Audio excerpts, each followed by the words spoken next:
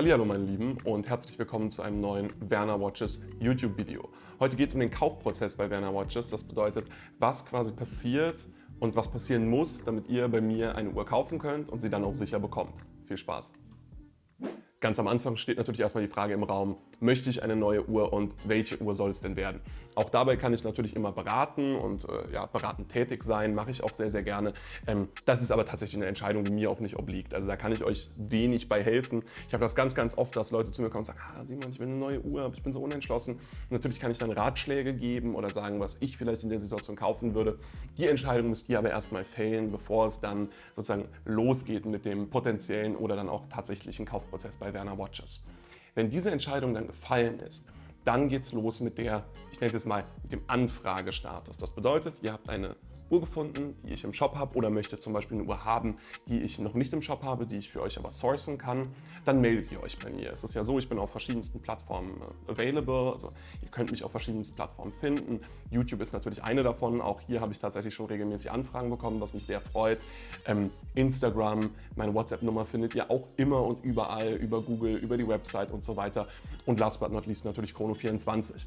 Das heißt, ihr meldet euch bei mir über eine der eben erwähnten Plattformen, dass ihr Interesse an einer der Uhren habt, die ich im Zweifel schon im Shop habe oder, wie gesagt, möglicherweise auch eine Uhr, die ich noch nicht im Shop habe. Gehen wir jetzt aber mal davon aus, dass es eine Uhr ist, die ich schon im Shop habe. Das ganze Video überarbeite ich mit dem Beispiel dieser wunderschönen 5500 Rolex Air King. Das heißt, ihr habt eine Uhr gefunden, in dem Fall diese 5500 Rolex Air King mit dem UAE-Dial, die ihr haben wollt. Und dann setzt ihr euch mit mir in Verbindung. In dem Fall ging der Kontakt tatsächlich über WhatsApp los. Ich glaube, zuerst war es ein Anruf und dann hat man weiter über WhatsApp geschrieben.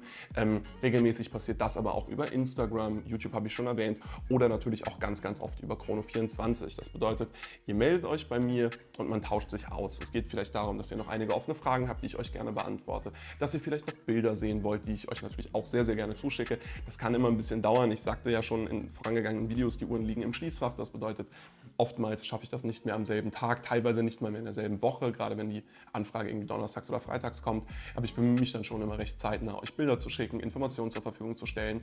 Und dann habt ihr quasi alle Informationen, alle Bilder, die ihr braucht, um euch entscheiden zu können. So, jetzt habt ihr alle Bilder von der Uhr, ihr habt alle Fragen beantwortet, ihr habt vielleicht mal eine Rechnung von einem Service gesehen oder irgendwas, was euch noch interessiert hat. Jetzt gibt es die Möglichkeit, das sofort abzuwickeln. Dazu komme ich gleich. Natürlich, das steht immer im Raum und es ist immer möglich, kann man sich auch sehr, sehr gerne treffen. Das bedeutet, ich bin regelmäßig in der ganzen Republik unterwegs. Based bin ich natürlich in Frankfurt am Main. Das heißt, wenn ihr hier aus der Region kommt oder ohnehin schon mal irgendwie eine Reise hierhin geplant hattet oder sowas, dann kann man sich gerne hier treffen. Alternativ, wie gesagt, ich bin viel in der Republik unterwegs. Es passiert also nicht selten, dass ich auch in Düsseldorf, wo ich öfter bin, Köln, also gerade NRW ist natürlich aus Frankfurt leicht erreichbar. Gestern war ich in Hannover, also dass ich auch in euren Heimatstädten vielleicht mal da bin und euch die Uhren zeigen kann. Alternativ, wie gesagt, kann man sich immer in Frankfurt treffen. Auch Videocalls zum Beispiel habe ich schon gemacht, um ein besseres Gefühl für die Uhr beim potenziellen Käufer zu wecken und dem Käufer irgendwie vielleicht nochmal live die Uhr zu zeigen und die Dynamiken des Lichtspiels zum Beispiel der Uhr zu zeigen, was oftmals auf Bildern und selbst auf Videos nicht ganz so gut funktioniert, sagen wir es mal so. Nehmen wir aber mal an, man würde sich nicht treffen, wie das auch bei dieser Uhr hier der Fall ist, dann kommt man quasi über WhatsApp, E-Mail, gerne auch telefonisch zu einem Ergebnis. Das heißt, einige letzte Faktoren werden besprochen, heißt der Preis, wie genau wird der Versand abgewickelt, wird vielleicht eine Abholung veranlasst, kümmere ich mich um den Versand. Wenn es zum Beispiel eine Uhr ist, die in ein Nicht-EU-Land geht, muss natürlich auch über den Export geredet werden. Und wenn dann all diese Faktoren besprochen sind, all diese Faktoren geklärt sind, die Entscheidung getroffen ist und man sich auf den Preis geeinigt hat, dann geht es quasi los mit der de facto Kaufabwicklung und mit der Zahlung, das heißt dem Zahlungsprozess. Wenn diese Entscheidungen also gefallen sind und alles besprochen ist, geht es um den Zahlungsprozess. Hierbei habe ich drei Möglichkeiten. Möglichkeit 1 ist beim realen Treffen, das heißt, wenn man sich trifft und die Uhr physisch live übergibt, kann natürlich bar oder per Echtzeitüberweisung gezahlt werden. Natürlich kann bei Versand auch einfach nur überwiesen werden, gerne immer per Echtzeit, oder natürlich auch per PayPal gezahlt werden. Das sind die drei Zahlungsmöglichkeiten bei mir: Bar, PayPal, Banküberweisung. Am liebsten ist mir ehrlich gesagt immer die klassische Banküberweisung. Das ist am unproblematischsten und auch ehrlich gesagt am saubersten. Aber klar, gerade wenn man sich live trifft, dann ist es zum Beispiel oft schwierig, hohe Summen sofort per Echtzeitüberweisung zu verschicken. Viele Banken stellen sich da quer und dann ist natürlich auch Bargeld immer eine Möglichkeit. Da kriegt man dann natürlich auch eine Quittung, dass das Geld eingegangen ist und das Geld sozusagen bar vereinnahmt wurde und dann sind da beide Parteien fein aus dem Schneider. Wenn dann dieser Zahlungsprozess abgewickelt ist, beziehungsweise von Käuferseite aus bezahlt wurde, dann kann das regelmäßig 1-2 Werktage dauern, bis die Zahlung prozessiert wurde von den Banken. Das heißt, gerade wenn eine Zahlung aus einem Nicht-EU-Land kommt oder selbst aus einem anderen EU-Land, dauert es regelmäßig 1, 2, teilweise 3 Werktage, bis dann das Geld bei mir auf dem Bankkonto ist, gerade wenn mal ein Wochenende dazwischen ist. Sobald das dann geschehen ist, das heißt, das Geld auf dem PayPal-Konto oder auf dem Bankkonto ist, bestätige ich den Zahlungseingang und dann geht der Versandprozess los. Der Versandprozess ist dann tatsächlich regelmäßig auch der aufwendigste und natürlich auch oft der längste Prozess innerhalb des Ganzen. Los geht es damit, dass ich erstmal die notwendigen Papiere ausfülle. Das bedeutet, sofern die Rechnung noch nicht geschrieben wurde, gerade auf Chrono24 zum Beispiel, wenn über Chrono24 gekauft wird, schreibe ich die Rechnung immer erst nachdem der Kauf sozusagen schon abgewickelt wurde. Das heißt, erstmal wird die Rechnung geschrieben, dann wird das Zertifikat geschrieben, auch ein ganz wichtiger Teil, auf dem dann wiederum ja auch die Garantie draufsteht. Dann wird die Uhr natürlich auch nochmal final geprüft. Und dann geht es sozusagen mit dem Versandprozess los. Innerhalb des Versandprozesses ist es ganz unterschiedlich. Das lässt sich auch nicht über einen Kamm scheren. Ich arbeite mit einem externen Versicherungsdienstleister zusammen und verschicke die Uhren dann über eine der klassischen Versanddienstleister, Die Uhren sind somit bei mir immer alle vollständig versichert, sodass man sich da keine Sorgen machen muss. Und der Versand erfolgt natürlich auch immer per Express. Das bedeutet, innerhalb Deutschlands ist es so gut wie immer Next-Day-Delivery. Selbst innerhalb der EU funktioniert das meistens. Und selbst weltweit habe ich schon erlebt, dass Pakete in unter 24 Stunden in New York City waren, Hongkong in unter 48 Stunden. Also das geht regelmäßig schon sehr, sehr schnell. Innerhalb dieses Versandprozesses, neben so Sachen wie dem Ausfüllen der Papiere und so weiter, ist es natürlich immer ganz wichtig, dafür zu sorgen, dass die Uhr ordentlich verpackt ist. Das bedeutet, es ist wichtig, dass die Uhr sicher eingepackt ist. Das heißt, dass eine Lage um die Uhr oder um die Box herum ist, die die Uhr schützt. In meinem Fall haben wir hier diese wunderschönen Berner Watches Uhrenrollen, die es regelmäßig dazu gibt bei Uhren. Aber auch wenn die Uhr zum Beispiel in einer Originalbox geliefert wird, ist es mir ganz, ganz wichtig, dass die dann verpackt wird. Das heißt zum Beispiel mit Luftpolsterfolie oder sowas, dass also der Uhr auf dem Versandweg nichts passiert. Dann wird die Uhr wiederum in einen Karton eingepackt, in dem dann auch die Rechnung dabei ist. Und das alles wiederum wird dann mit einer Security Bag von einem der Dienstleister, wie gesagt, umhüllt. Teilweise habe ich auch Double Sealing, das bedeutet, wir haben 2 Security Bags, einfach nur damit die Uhr sozusagen auf dem Weg möglichst gut geschützt ist und auch nochmal die Priorität des Pakets angezeigt und erkannt wird. Wie gesagt, in dem Paket findet man dann alles, was man für die Uhr quasi braucht, was Box und Papiere, wenn die original dabei sind, oder so eine schöne Uhrenrolle hier, das ist Echtheitszertifikat, die Rechnung und alles, was mit der Uhr kommt, bedeutet zum Beispiel Zusatzbandelemente, ein Lederband, ein extra Lederband, wenn eines dabei ist und so weiter. Sobald dieses Paket dann von dem Versanddienstleister abgeholt wurde oder eben von mir weggebracht wurde, geht dann quasi der Versandprozess, also der Prozess beim Versanddienstleister los. Wie gesagt, das dauert zwischen 24 und 48 Stunden, je nachdem, wo auf der Welt das Paket hin soll. Gerade nochmal, wenn es ein Nicht-EU-Land ist, wird es recht schwierig, weil dann exportiert werden muss. Dann muss der Zoll sich die Uhr anschauen und so weiter. Das ist nicht so einfach, wie man vielleicht denken würde. Gerade bei Uhren über 3.000 € ist es recht komplex. Aber auch das habe ich mittlerweile alles gemeistert, nachdem es wirklich recht lange für mich noch recht schwierig war, das alles hinzubekommen, habe ich jetzt alles gemeistert in die Richtung und kann sozusagen dafür sorgen, dass auch das recht schnell geht. Da bin ich natürlich so ein bisschen daran gebunden, wie schnell der Zoll arbeitet. Da kann ich nicht so 100% für. Auf der anderen Seite unterstelle ich mal, die meisten Zuschauer dieses Kanals sind deutschsprachig. Das bedeutet, das Exportthema ist für euch wahrscheinlich generell nicht so das Allerspannendste. Wenn ihr da Fragen zu habt, könnt ihr euch gerne bei mir melden.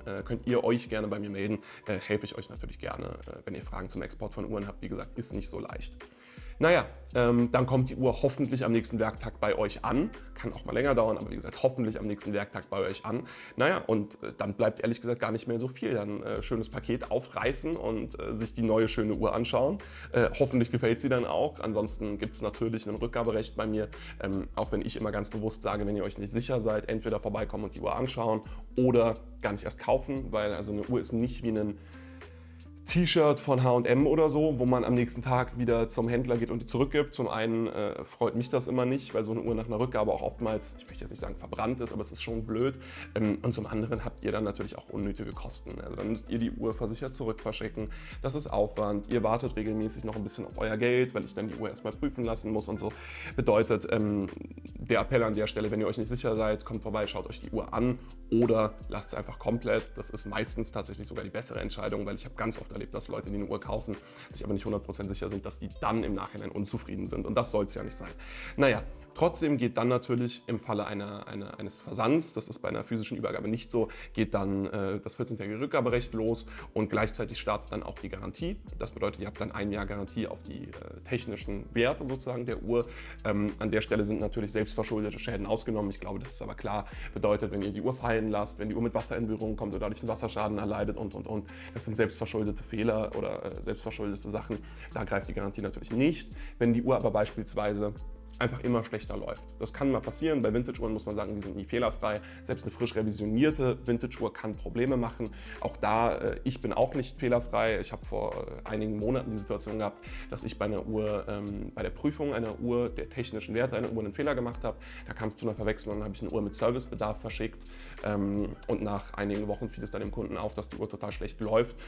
Und für genau solche Fälle ist dann natürlich die Garantie da. An der Stelle, wie gesagt, man muss seine Fehler auch eingestehen. Dann habe ich nach Absprache mit dem Kunden mich darum gekümmert, dass die Uhr direkt bei ihm vor Ort von einem Uhrmacher, dem er auch vertraut, revisioniert wird und so.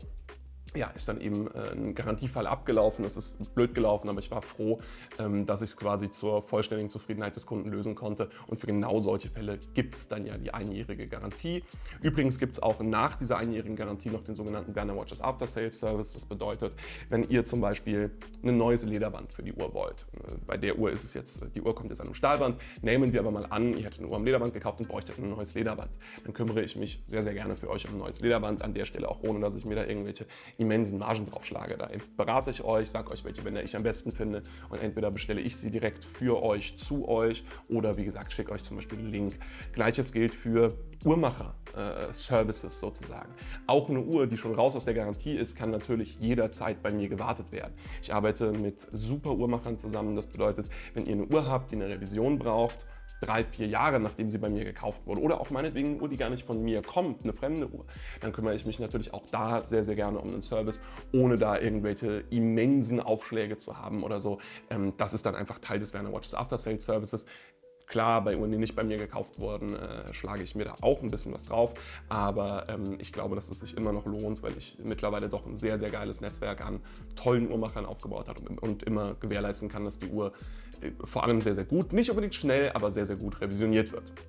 Wo wir schon beim Thema Revisionieren, Uhrmacher und Co. sind, ist es vielleicht ganz wichtig zu erwähnen, natürlich werden alle Uhren, die bei mir verkauft werden, vorher geprüft, einmal durch mich und regelmäßig auch durch einen meiner Uhrmacher. Das bedeutet, ich fahre regelmäßig sogar zu meinem Stamm-Uhrmachermeister, dem Andreas Trifterer in Frankfurt am Main und gebe ihm die Uhren, lasse sie ihn prüfen. Wir legen sie dort gemeinsam auf die Zeitwaage. Er guckt gerne auch mal ins Werk, gerade wenn es Bedenken gibt, ob jetzt zum Beispiel irgendwelche Teile eventuell defekt sein könnten oder so, dann werden die Uhren dort geprüft und wenn irgendwas ansteht, werden die Uhren selbstverständlich auch dort repariert oder direkt revisioniert, damit ich eben gewährleisten kann, dass die Uhren in dem Zustand sind, in dem sie zu sein haben, wenn sie verkauft werden. Da ist diese Uhr hier auch ein schönes Beispiel.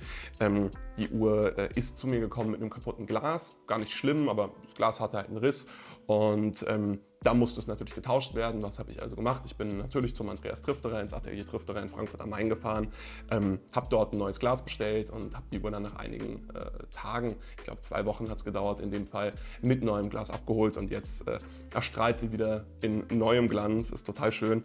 In dem Fall wurde dann auch noch das Gehäuse gereinigt, das passiert regelmäßig nämlich auch. Klar, bei so einer Vintage-Uhr sammelt sich schon regelmäßig echt ein bisschen DNA vom Vorbesitzer auf der Uhr, ist echt manchmal ziemlich eklig und da ist es immer ganz schön, wenn die Uhr dann noch ein Ultraschallbad bekommt. Regelmäßig mache ich die Reinigung auch selbst.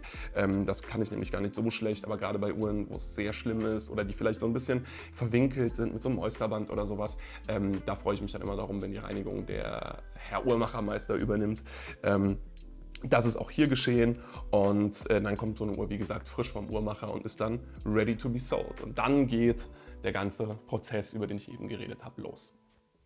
Am Ende des Ganzen steht dann wiederum das, womit es angefangen hat, und zwar Kommunikation. Was mir immer ganz wichtig ist, ich glaube, das wissen viele von euch auch schon, ist die Kommunikation mit meinen Kunden, aber auch mit den Leuten, die es werden könnten. Also mir ist ganz, ganz wichtig, dass man, ob telefonisch oder per WhatsApp oder per Instagram, in Kontakt steht und dass ich auch Feedback bekomme. Weil ja, ich bin mittlerweile seit über 4 Jahren selbstständig in der Branche, trotzdem ist es so, auch ich lerne noch, für mich ist jeder Uhrenverkauf immer noch ein Learning. Mal ist irgendwas mit dem Versand, mal ist irgendwas mit der Verpackung und. Das heißt, mir ist Kommunikation immer sehr, sehr wichtig. Das bedeutet, ich freue mich immer riesig, wenn nach dem Kauf die Leute zu mir kommen, nachdem die Uhr angekommen ist und sagen, hey Simon, natürlich freue ich mich immer über positives Feedback, die Verpackung war irgendwie schön, es ging super schnell, die Uhr ist top und. Aber natürlich auch über negatives, produktives Feedback, also wenn mal irgendjemandem irgendwas nicht gefällt, wenn irgendwie mal der Versandprozess nicht gut läuft oder so, dann freue ich mich auch da immer drüber, wenn die Leute mich das wissen lassen, damit ich daran arbeiten kann, das fürs nächste Mal zu verbessern. Siehe den Garantiefall, über den ich vorhin schon geredet habe. Das alles ist mir sehr, sehr wichtig, und dann wird das natürlich gekrönt von den Bewertungen. Ich meine, das direkte Feedback, wie gesagt, ist mir immer sehr, sehr wichtig. Schön ist es für mich aber natürlich auch immer, wenn zum Beispiel über Google, über Chrono24 oder etwaige Plattformen da eine Bewertung reinkommt und mir halt einer schreibt, dass es quasi auch für die Öffentlichkeit sichtbar ist, hey, das lief super, das gefällt mir sehr, sehr gut. Also mit sowas sollte man sich jetzt nicht groß rühmen oder so, und ich bin jetzt nicht mega stolz drauf, aber ich glaube, ich habe aktuell irgendwie 4,9 Sterne von 150 Bewertungen auf Chrono24. Das ist schon eine Statistik, die mir persönlich einfach sehr viel gibt, weil ich halt weiß, okay, von 150 Transaktionen waren halt irgendwie 147 Leute top zufrieden, und dann hast du halt immer die paar, die keine Bewertung schreiben, aber das ist ganz normal. Und deswegen, die Bewertung steht ja immer am Ende des Ganzen, ob persönlich oder online oder beides. Da freue ich mich immer am meisten drauf, genauso wie natürlich die Tatsache, dass ihr euch so sehr über die Uhr freut, weil klar, ich bin Händler, klar, ich verdiene damit mein Geld, trotzdem muss ich sagen, ich bin auch noch nah genug am Sammeln dran, bin auch noch selbst Sammler und Liebhaber, dass ich dieses Honeymoon, nachdem jemand eine neue Uhr hat, verstehe, dass ich vielleicht auch verstehe, dass jemand so ein gewisses Gefühl gegenüber einer Uhr aufbaut mit der Zeit. Und da freue ich mich immer sehr dabei, das zu beobachten und dann auch derjenige gewesen zu sein, der den Leuten eben diese Uhren zur Verfügung stellt. Also ich habe da regelmäßig wirklich total schöne Geschichten. Irgendwie, ob es mal eine Hochzeitsuhr ist, die ich jemandem verkaufe, die dann bei der Hochzeit getragen wird. Ob es die erste Luxusuhr ist, was ich ganz, ganz oft habe. Ich meine, klar, weil ich auch noch recht jung bin, habe ich recht viele junge Kunden, denen ich entsprechend deren ersten Luxusuhren verkaufe. Erst vor einigen Wochen habe ich einem ganz, ganz jungen Mann, frisch 18 geworden, der die Ferien durchgearbeitet hat, um sich die Uhr zu finanzieren, seine erste Rolex verkaufen dürfen. Das sind immer für mich total besondere Erlebnisse. Natürlich aber auch so dieses Grail-Watch-Ding. Also im vergangenen Job hatte ich ja eine wunderschöne Cartier Santos Carré Or Massif. Der Kunde, der die Uhr bekommen hat, hatte fast ein Jahr nach der Uhr gesucht. Das muss man sich mal überlegen. Und nach einem Jahr konnte ich ihm dann sozusagen seinen Traum erfüllen und ihm diese Grail-Watch verkaufen. Das sind schon immer Pardon, das ist schon immer was einen auch sehr belohnt und was mir auch sehr viel gibt, muss ich sagen. Also klar, nochmal fully transparent, ich bin Händler, ich mache das auch, um mein Geld zu verdienen, aber dieser emotionale Faktor ist einer, der mir nach wie vor sehr, sehr wichtig ist. So, meine Lieben, das war es jetzt auch schon wieder mit dem Video über den Kaufprozess bei Werner Watches. Ich hoffe, ihr habt verstanden, wie das alles abläuft, eurerseits und meinerseits. Das heißt quasi, welche Prozesse oder welchen Weg ihr gehen müsst und welchen Weg ich dann dahinter gehe, um euch eure Traumuhr so schnell wie möglich zur Verfügung zu stellen. Eure Traum-Vintage-Uhr natürlich in den meisten Fällen.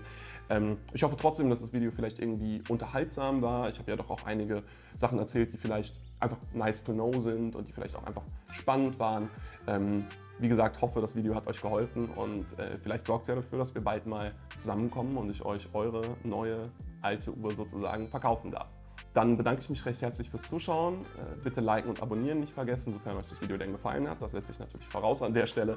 Und dann sehen wir uns beim nächsten Video. Ciao!